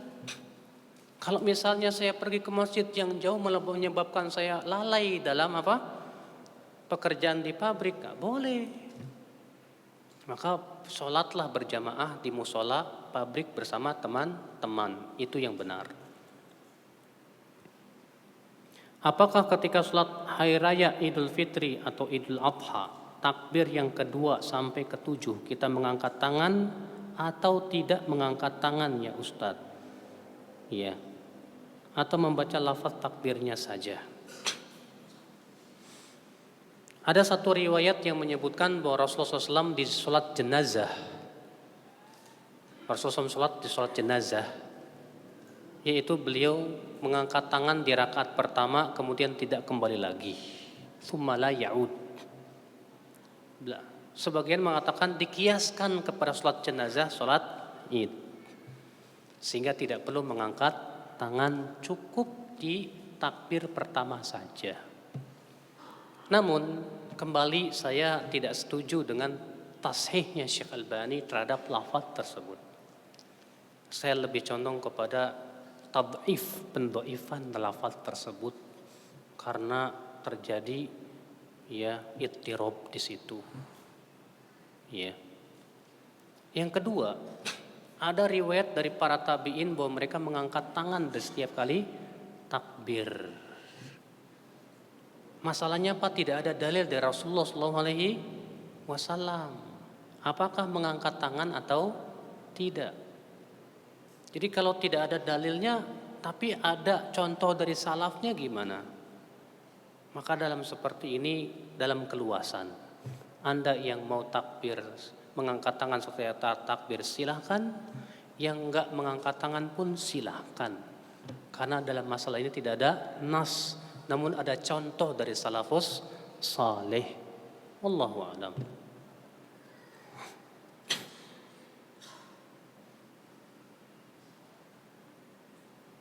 Ustadz, sholat id utamanya di tanah lapang atau di masjid?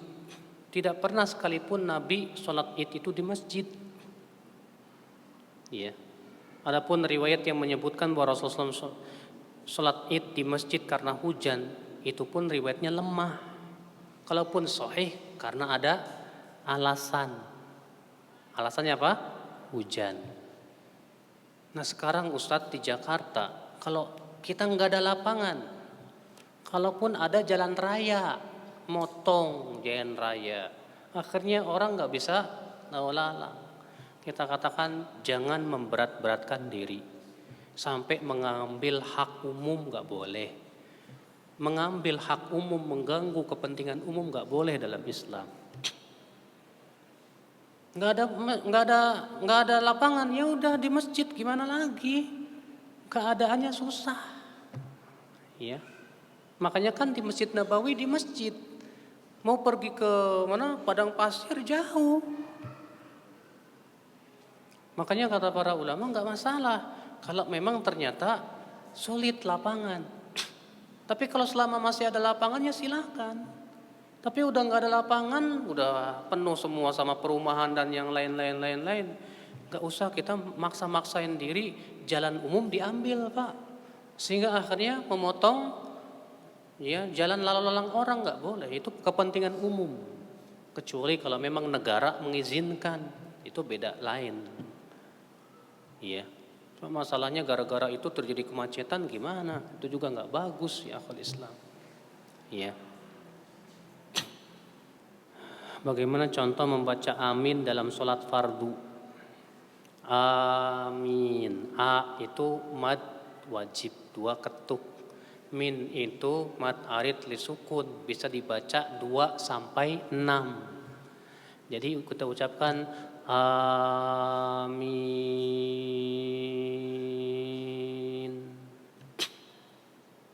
Ya, yang salah begini. Amin. Amin. Salah. Sebab kalau amin artinya apa? Orang yang amanah. Kalau amin artinya ya Allah kabulkan. Tapi kalau amin itu artinya orang yang amanah, bukan Allah ya Allah kabulkan, bukan. Atau kebalikan amin. Ini pun salah. Sebab kalau amin artinya ya Allah amankan. Lihat Pak, gara-gara panjang pendek jadi berubah maknanya. Jadi ucapkan sesuai dengan tajwidnya. Amin. Min boleh 2, boleh 4, boleh 6. Ya. Ada Allahu Akbar, ada Subhanallah, ada La ilaha illallah, ada Subhanallah wa bihamdi, Subhanallahil azim. Apakah secara hakikatnya sama? Apa maksudnya hakikat di sini? Kalau yang dimaksud hakikat yang dipuji ya sama Allah juga gitu Pak. Tapi kalau yang dimaksud dengan hakikat maknanya ya beda. Allahu Akbar artinya Allah yang paling besar. Subhanallah artinya maha suci Allah. Alhamdulillah artinya segala puji bagi Allah. La ilaha illallah artinya tidak ada ilah yang berhak disembah kecuali Allah. Masing-masing mempunyai keistimewaan tersendiri. Ya, tadinya saya mau membuat khusus semuanya takbir, tahmid, tasbih. Tapi saya mau potong-potong aja. Yang pertama renungan takbir. Nanti saya keluarin lagi renungan tasbih. Nanti saya keluarin lagi renungan tahmid. Ya kecil-kecil kan bisa dibawa kemana-mana Pak. Ya, terkadang kalau kita baca buah kitab gede ya males. Karena orang Indonesia itu bacanya males Pak. Ya, kalau orang Jepang Masya Allah Pak. Ya, walaupun mereka notabene non muslim, tapi kekuatan membacanya luar biasa Pak. Kita orang Indonesia maunya yang apa? Yang instan. Makanya makanannya juga instan semua Pak. Ya, baca buku pun juga maunya yang instan. Itu yang susahnya kita Pak. Masing-masing memiliki derajat yang berbeda. Kalau ada mana yang derajatnya paling tinggi Ustadz? Kata Rasulullah, afdalu dzikri la ilaha illallah. Zikir yang paling utama la ilaha illallah. Tapi kata Rasulullah, ahabbul kalami ilallah, ucapan yang paling dicintai oleh Allah, subhanallah, alhamdulillah, la ilaha illallah, Allahu akbar. Rasulullah bersabda lagi, kalimatani habibatani khafifatani fil lisan thaqilatani fil mizan habibatani indar rahman. 2 kalimat yang ringan di lisan, berat di timbangan, dicintai oleh Allah yang Rahman. Subhanallahi wa bihamdih, subhanallahil azim. Ya. Jadi yang kita ucapin yang mana? Ya semua. Jangan sampai Pak, ketika kita bertanya, Ustadz yang paling utama yang mana yang dari semua ini? La ilaha illallah. Saya la ilallah aja. Salah. Tapi ucapkan seluruhnya Pak. Subhanallah, alhamdulillah, la ilallah, Allahu akbar. Kita ucapkan subhanallah wa bihamdi. Kita ucapkan la haula wa la quwata illa billah. Ucapkan semuanya. Ya.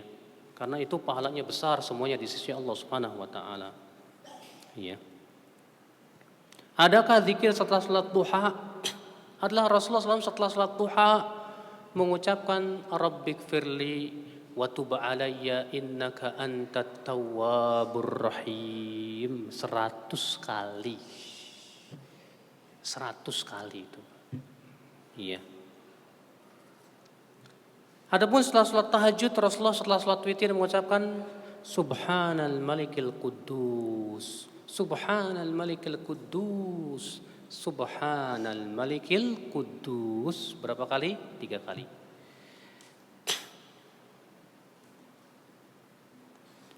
Tadi dikatakan tidak ada lafaz takbir dari Nabi. Jadi pada saat itu Nabi takbirnya gimana? Enggak tahu. Masanya enggak ada riwayat yang sahih. Ya. Jadi Nabi enggak takbir. Tapi kenapa para sahabat tidak menukil? Wallahu a'lam. Yang jelas pasti Nabi takbir, Pak.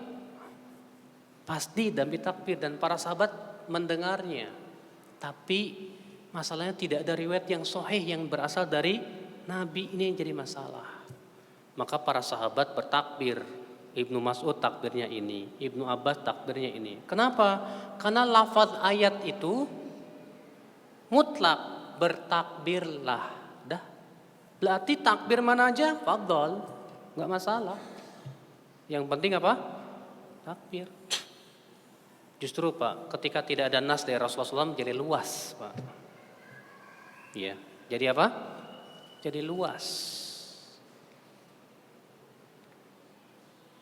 Ustadz, sebelum masuk WC kenapa disunahkan baca bismillah?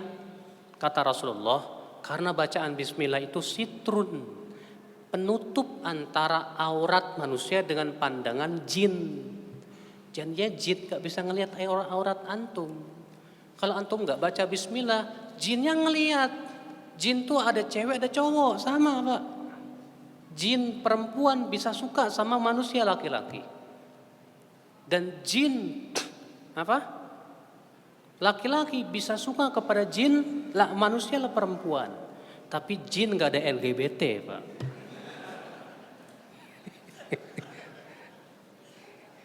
Jin gak ada LGBT.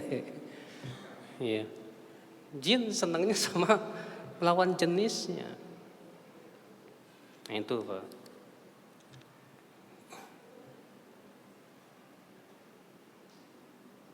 Bagaimana caranya mengucapkan Allahu Akbar agar masuk ke dalam roh jiwa kita?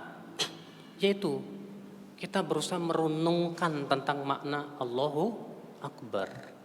Bagaimana kebesaran Allah Subhanahu wa taala yang sangat besar sekali. Insya Allah kalau kita renungkan sambil kita ya khusyuk ya, insya Allah itu akan terasa di hati kita, insya Allah. Ya.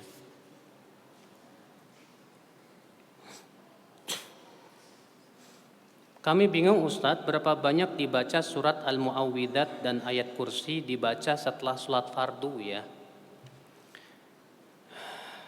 Yang saya ketahui Pak, Al-Mu'awwidzat itu dibaca Qul Huwallahu Ahad sekali, Qul A'udzu Birabbil Falaq sekali, Qul A'udzu Birabbin Nas sekali. Ya. Adapun di sholat subuh dan maghrib, Syekh bin Baz mengatakan 3 kali. Allahu a'lam. Itu yang saya tahu. Tapi nanti saya coba rujuk lagi.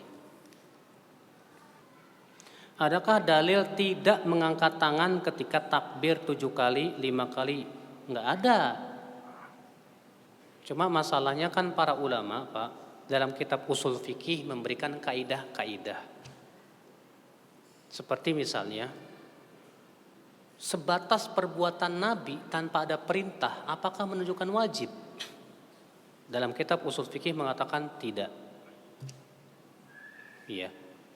Kecuali kalau perbuatan Nabi itu dalam rangka mempraktekkan perintah Allah dalam Al-Quran yang sifatnya wajib, maka itu bisa jadi wajib. Tapi kalau tidak ada perintah, hanya sebatas praktek saja. Dalam kitab usul fikih mengatakan itu menunjukkan hukumnya sunnah, tidak sampai kepada wajib. Itu pun dilihat lagi, apakah perbuatan Nabi ini sifatnya yang berhubungan dengan kebiasaan tabiat manusia atau tidak. Kalau sifatnya tabiat, misalnya Nabi nggak suka daging dob, itu kan tabiat. Ketidaksukaan itu tidak menunjukkan tidak boleh, karena masalah selera makan beda-beda. Bapak mungkin gak suka tempe, yang ini suka. Yang satu sukanya pecel, yang ini gak suka. Itu selera. Maka kalau Nabi nggak suka makan daging dob, kalau kita tidak ikuti nggak masalah. Karena itu sifatnya tabiat manusiawi, Pak. Iya, tabiat manusiawi. Iya.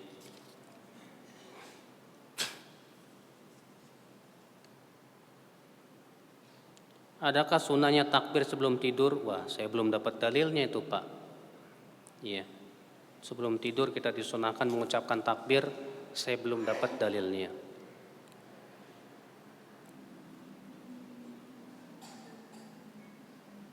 Ustadz, kita paham Allah Maha Besar, Ustadz. Tapi dalam mengamalkan perintah dan larangannya terkadang mikir-mikir takut resiko. Gimana ya Ustadz ya? Ya, kenapa sih harus mikir-mikir? Takut rugi dunia. Rugi dunia kecil, Pak, dibandingkan rugi akhirat. Kalau kita di dunia rugi, udah selesai. Di akhirat jangan sampai rugi lagi. Rugi dunia akhirat, waduh, ini yang paling naudzubillah, nasallallahu selamat. Yang kedua, setan menakut-nakuti. Kata Rasulullah, Allah berfirman dalam surat Al-Imran apa? Innama dzalikumus syaitanu yukhawwifu awliya'ah. Sesungguhnya itulah setan menakut-nakuti wali-walinya sendiri. Jadi ketika kita mau mengamalkan perintah Allah, ditakut-takuti. Nanti kalau kamu melakukan ini bakalan begini. Itu ketakutan yang tidak beralasan sebetulnya. Iya. Yang ketiga, Pak, orang yang lebih takut daripada takut kepada Allah, keadaannya seperti tadi. Ini kata Syekh Fauzan bisa masuk kepada syirik kecil. Bisa masuk kepada apa? Syirik kecil. Aduh, saya takut kehilangan pekerjaan kalau begini. Iya, jangan. Rasa takut seperti ini, Pak, gak boleh. Kecuali kalau Bapak misalnya mau melakukan itu karena takut menimbulkan mudorot yang lebih besar. Kalau ini gak masalah. Dan diduga kuat akan terjadi. Mudorotnya jauh lebih besar. Atau misalnya ada maslahat yang lebih besar. Selama itu perkara yang sifatnya sunnah nggak masalah. Tapi kalau itu perkara yang wajib, jangan ditinggalkan. Jangan ditinggalkan. Maka di sini juga kita harus melihat maslahat dan mafsadah juga terkadang, Pak. Ya. Tapi kalau hanya sebatas ketakutan yang tak beralasan, ini jangan jadikan sebagai sebuah apa? Patokan, ya. Ustadz, kalau muadzin suka pacaran, itu adzannya sah nggak ya Ustadz? Ya sah lah, Pak. Yang dosa pacarannya. Ya. Asal jangan adzan sambil pacaran gitu. Ya. Pacaran nggak boleh, haram. Tapi kalau dia jadi muadzin, ya adzannya sah. Selama apa? Selama ikhlas mengharapkan wajah Allah. Yang kedua, cara adzannya yang benar. Tapi kalau adzannya salah, jam 11 udah adzan. Lo mas kok jam 11 udah adzan? Rupanya ngelindur. Ini salah. Atau makharijul hurufnya enggak benar, akhirnya berubah maknanya. Ini pun sebagian ulama mengatakan enggak sah adzannya. Iya. Semoga yang saya sampaikan bermanfaat Bapak sekalian. Mohon maaf bila ada kata-kata yang tak berkenan di hati. Yang benar itu semuanya dari Allah Subhanahu wa taala dan yang salah itu adalah dari kekurangan ilmu saya dan dari syaitan. Subhanakallah bihamdik asyhadu an la ilaha illa anta astaghfiruka wa atubu ilaik. Assalamualaikum warahmatullahi wabarakatuh.